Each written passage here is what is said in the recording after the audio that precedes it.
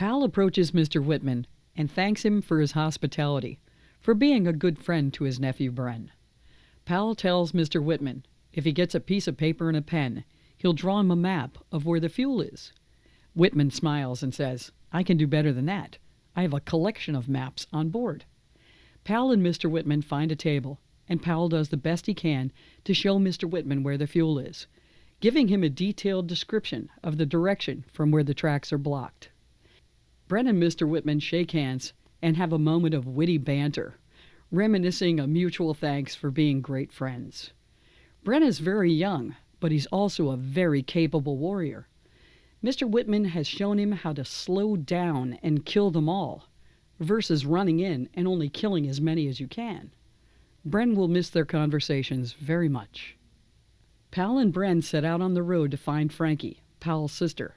Pal tells Bren, "I keep hearing about a female sniper that's doing well in an abandoned industrial zone." He tells Bren how Frankie can hide in plain sight by using makeup and camouflaging her clothing to match the background. She's like a cat, and everyone else is just a mouse. Pal says, "I know it's her." Pal and Bren have driven for over an hour, and they decide to slow down and find a place to get out and stretch their legs. All of a sudden, out of nowhere, a jet bike pops up and rockets past them. Bren and Pal immediately jump out and get into a firing position to be able to take some pot shots at the security detail guarding the elite. They know if there's one jet bike, it's a scout, and there's more coming.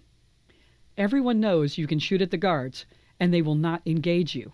They will not leave their package to fight unless you shoot at their package.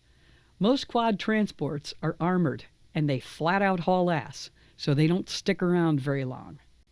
If someone's crazy enough to shoot at the transport itself, the guards divide up.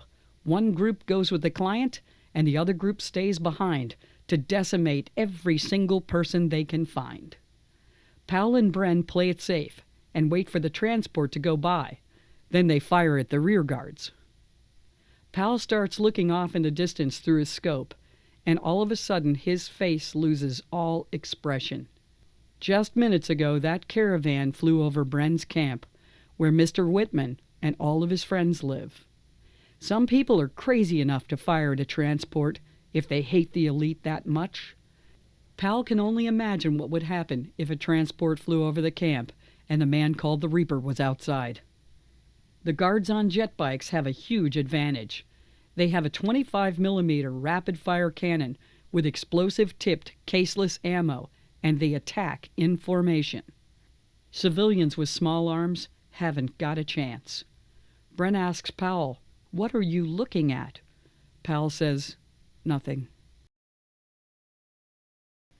And that is the end of episode 4. We just recently went through a flood after everything else. After having someone try very hard to destroy this project, we are still in the fight, and we just got absolutely stomped on by the weather. This is Frankie's house, and she gained a new visitor. He was looking for refuge at her house, trying to hide from the terrible storm.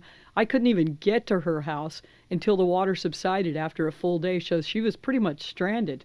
So it turns out we're actually in real life a lot like the characters in the movie.